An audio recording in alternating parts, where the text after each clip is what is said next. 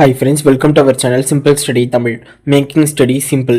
நம்ம சேனலை இது வரைக்கும் சப்ஸ்கிரைப் பண்ணாதவங்க மறக்காமல் சப்ஸ்கிரைப் பண்ணிக்கோங்க. இந்த வீடியோவில் ஒரு அட்டகாசமான ப்ளூ பிரிண்ட் தான் நான் போட்டிருக்கேன். அதாவது 10th ஸ்டாண்டர்ட் இங்கிலீஷ்க்கு ஒரு அட்டகாசமான பிளான். நம்ம எப்படி சென்டம் எடுக்கணும், எப்படி பாஸ் ஆகணும் அப்படிங்கிறதுக்கான ஃபுல் டீட்டெயிலுமே இந்த வீடியோவில் நான் உங்களுக்கு ஷேர் பண்ணியிருக்கேன். மறக்காமல் இந்த வீடியோவை ஃபுல்லாக ஸ்கிப் பண்ணாமல் தரவாக பார்த்துக்கோங்க. அப்படி பார்த்துட்டாவே போதும், உங்களுக்கு ஒரு ஐடியா வந்துடும் அண்ட் எப்படி சென்டம் எடுக்கலாம், எப்படி நம்ம பாஸ் ஆகலாம் அப்படிங்கிற முழு வழியுமே இந்த வீடியோவில் நான் உங்கள் கூட பகிர்ந்துருக்கேன். First paragraph. இந்த பேராகிராஃப்னு எடுத்துக்கிட்டோம் அப்படின்னாவே உங்களுக்கு கிட்டத்தட்ட மொத்தமாக இருக்கிறது வந்து 7 யூனிட் இருக்குது. உங்களுக்கு இந்த 7 யூனிட்லேயும் பார்த்தோம் அப்படின்னா ஒவ்வொரு யூனிட்லேயுமே ப்ரோஸ், போயம், சப்ளிமெண்ட்ரி இருக்குது. நீங்கள் நல்லாவே படிப்பீங்க, நல்ல சென்டம் எடுக்கணும் அப்படின்னு நினைக்கிறவங்க ஃபஸ்ட்டு 4 யூனிட்டை தரவாக பார்த்துக்கோங்க. அதில் இருக்கக்கூடிய பேராகிராஃபை எல்லாத்தையுமே பார்த்துருங்க. இப்போ நான் தனிப்படியாக குறிப்பிட்டு சொல்லணும் அப்படின்னா, இந்த ப்ரோஸில் is first flight the night the ghost got in empowered women attic. So இதெல்லாம் பார்த்துக்கோங்க.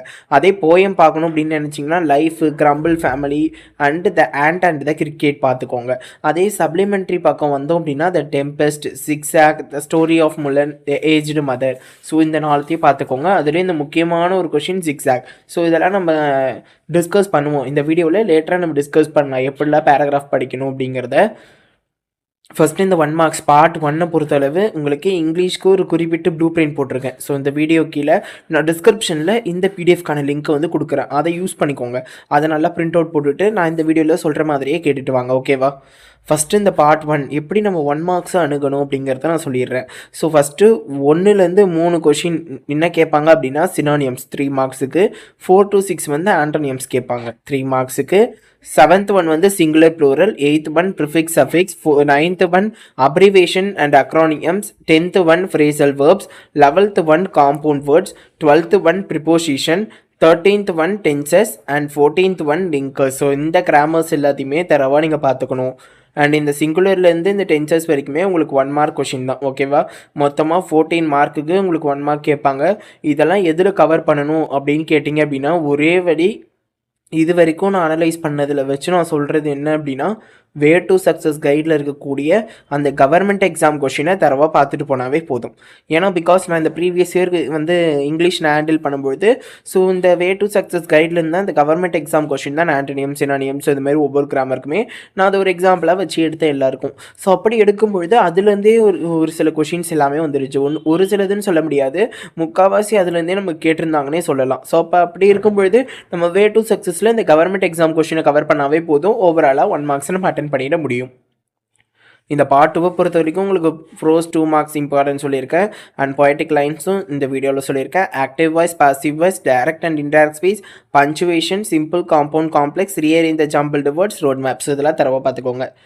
அண்ட் இந்த வீடியோ கீழே கிராமர்னு நீங்கள் கமெண்ட் பண்ணீங்க அப்படின்னா active voice and passive voice, direct and indirect speech, punctuation, simple, compound, complex இது 4த்தையுமே நான் ஒரே வீடியோவில் நடத்தி உங்களுக்கு போடுறேன்.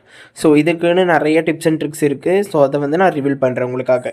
ஸோ அப்படி வேணும்னு நினச்சிங்க அப்படின்னா இந்த வீடியோ கீழே வந்து மறக்காமல் கிராமர் அப்படிங்கிற கமெண்டை மட்டும் பண்ணிங்க அப்படின்னாவே போதும். ஸோ அப்படி பண்ணிட்டீங்க அப்படின்னாவே நான் உங்களுக்கு கண்டிப்பாக நான் நடத்தி போடுறேன். அண்ட் ரீஅரேஞ்ச் த ஜம்பிள்டு வேர்ட்ஸுக்குமே நான் வந்து இந்த வீடியோவில் இம்பார்ட்டன்ட் கொஷின்ஸ் போடுறேன். நெக்ஸ்ட்டு ரோட் மேப் பொறுத்த இந்த ரோட் மேப்பில் சம் ரூல்ஸ் இருக்குது. அந்த ரூல்ஸை மட்டும் பார்த்துக்கிட்டாவே போதும். ரோட் மேப்பை பொறுத்தளவு நீங்கள் வந்து அதுலேருந்தே அட்டன் பண்ணிடலாம். நெக்ஸ்ட் இந்த பார்ட் 3 பொறுத்தளவு prose paragraph, poem paragraph, poetic device, poem, paraphrase. So இது எல்லாமே நான் சொல்கிறேன் எது படிக்கணும்னு. நெக்ஸ்ட் இந்த கொஹரண்ட் ஆர்டர், சப்ளிமெண்ட்ரி காம்ப்ரிஹென்ஷன் எல்லாமே உங்களுக்கு சப்ளிமெண்ட்ரி புக் பேக்கில் இருக்கும் இல்லையா? ஸோ அதை பார்த்துக்கிட்டாவே போதும். நெக்ஸ்ட் இந்த advertisement, letter writing, notice writing, so இதெல்லாம் எப்படி எழுதுறது அப்படிங்கிறதையும் நான் உங்களுக்கு டீட்டெயிலாக இந்த வீடியோவில் சொல்கிறேன். நெக்ஸ்ட் இந்த picture comprehension, note making, summary writing. So இந்த நோட் மேக்கிங், சம்மரி ரைட்டிங்க்கு நான் ரெக்வஸ்ட் பண்ணுறது என்ன அப்படின்னா சம்மரி ரைட்டிங்கை அட்டன் பண்ணுங்கள். Next error spotting.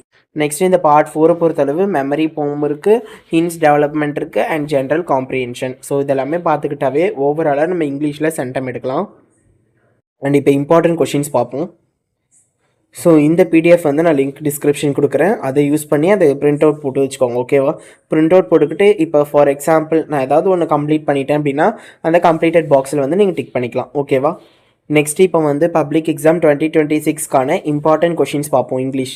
ஸோ இங்கிலீஷை பொறுத்தளவு ஃபஸ்ட்டு பேராகிராஃபில் தான் உங்களுக்கு டவுட்ஸ் இருக்கும். இந்த பேராகிராஃபை பொறுத்த வரைக்கும் நீங்கள் ஒரு பேராகிராஃப் மாதிரியே எழுதலாம். ஸோ அப்படி இல்லை அப்படின்னா பாயிண்ட்ஸாகவும் எழுதலாம். அப்படி இல்லை அப்படின்னா நீங்கள் வந்து விருப்பப்பட்டீங்க அப்படின்னா சினோப்சிஸ் கூட போட்டு எழுதலாம். ஸோ எப்படி எழுதினாலுமே டைட்டில் இருக்கணும், அதோடைய ஆர்த்தர் இருக்கணும், அண்ட் தீம் இருக்கணும், ஃபைனலாக மாரல் இருக்கணும். ஸோ இப்படி எழுதிட்டாவே போதும், மார்க்ஸை ஓவராலாக கெயின் பண்ண முடியும். இந்த வீடியோவில் கொடுத்துருக்கக்கூடிய கரஸ்பாண்டிங் பேராகிராஃப் மட்டும் பார்த்துக்கிட்டாவே போதும். ஸோ போமில் பார்த்தோம் அப்படின்னா உங்களுக்கு 3 பேராகிராஃப் தான் கொடுத்துருப்பேன். அதில் நீங்கள் படிக்க படிக்க வேண்டியது என்ன அப்படின்னா rhyming words, rhyming scheme, alliteration, figure of ஸ்பீச்லாம் பார்த்துக்கணும், பேராஃப்ரேஸ். நெக்ஸ்ட்டு 2 மார்க்ஸ்ன்னு பொறுத்தளவு உங்களுக்கு ப்ரோஸும் இருக்குது, அதே மாதிரி போம் அப்ரிஷியேஷனும் இருக்குது. ஸோ இந்த போம் அப்ரிஷியேஷனில் உங்களுக்கு நான் கொடுத்துருக்கிறத பார்த்துக்கோங்க. அதே போல் இந்த ப்ரோஸில் ஒவ்வொரு யூனிட்லேயுமே எவ்வளோ கொஷின்ஸ் படிக்கணும் அப்படிங்கிறத நான் இங்கே ரைட் பண்ணி உங்களுக்கு கொடுத்துருக்கேன். ஸோ அதை மட்டும் பார்த்தாவே போதும். ஸோ நீங்கள் இந்த ப்ரோஸ் வந்து இவ்வளோ கொஷின்ஸ் என்னால் ஹேண்டில் பண்ண முடியாது, இவ்வளோ கொஷின்ஸ் என்னால் படிக்க முடியாது அப்படின்னு நினைக்கிறவங்க கீழே இம்பார்ட்டண்ட்டாக கொடுத்துருக்கக்கூடிய இந்த 18 கொஷின்ஸை மட்டும் பார்த்துக்கோங்க. ஸோ நம்மளால் 2லேருந்து 3 கொஷின்ஸ் கூட மேபி அட்டன் பண்ண முடியும். ஸோ உங்களுக்கு இம்பார்ட்டன்ட் கொஷின்ஸ் அப்படின்னு பொறுத்தளவு உங்களுக்கு இவ்வளோ தான், ஓகேவா? இப்போ நெக்ஸ்ட்டு நான் ஷார்ட் அண்ட் ஸ்வீட்டாக என்னென்ன பண்ணணும் அப்படிங்கிறத சொல்லிடுறேன். அட்வர்டைஸ்மெண்ட்டுக்கு நம்ம என்னென்ன பண்ணணும், அவுட்லைன் பார்டர் போடணும், அந்த ஷாப்போடைய நேம் இருக்கணும், இந்த பேராஃப்ரேசஸ் நம்ம கண்டிப்பாக எழுதியாகணும், அண்ட் அந்த ரிலவெண்ட் பிக்சர்ஸை கண்டிப்பாக வரையணும், அந்த ப்ராடக்ட்ஸ்.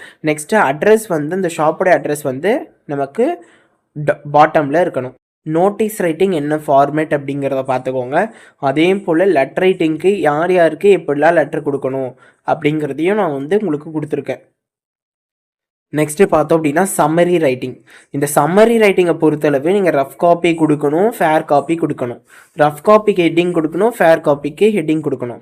அண்ட் இன்னொரு பெரிய டவுட், பெரிய கன்ஃபியூஷன் என்ன அப்படின்னா ரஃப் காப்பிக்கு லெஃப்ட் டு ரைட் வந்து நம்ம கோடு கிழிக்கணுமா, இல்லை ரைட் டு லெஃப்ட் வந்து நம்ம கோடு கிழிக்கணுமா அப்படிங்கிறது தான். கண்டிப்பாக லெஃப்ட் டு ரைட் தான் நம்ம கோடு கிழிக்கணும். நெக்ஸ்ட் இந்த சம்மரி ரைட்டிங்கில் ஃபைனலாக number of words in the given passage and number of words in the fair copy. So இது வந்து நிறைய பேர் எழுத மறந்துடுறீங்க. ஸோ அது மட்டும் இல்லாமல் இப்போ நம்பர் ஆஃப் வேர்ட்ஸ் இந்த கிவன் பேசேஜில் கொஷினில் வந்து எண்ணிட்டு உட்காந்துருக்கீங்க 1 2 3 4ன்ட்டு. ஸோ அப்படி எண்ணிங்கன்னா உங்களுக்கு தான் டைம் வேஸ்ட் ஆகும். ஸோ அதனால் உங்களுக்கு உங்கள் மனசுக்கு எவ்வளோ வேர்ட்ஸ் இருக்குன்னு தோணுதோ அதை மட்டும் பொறுத்தாவே போதும், ஓகேவா? ஸோ ஓவராலாக இங்கிலீஷை எப்படி அணுகணும், இங்கிலீஷை எப்படி ரைட் பண்ணணும் அப்படிங்கிறத நான் ஓவராலாக இந்த வீடியோவில் சொல்லியிருக்கேன். கிராமர் வேணும்னு நினைக்கிறவங்க கிராமர் கமெண்ட் பண்ணுங்கள். இந்த வீடியோ முழுமையாக பார்த்ததுக்காக thank you for watching this video. Subscribe our channel. Thank you.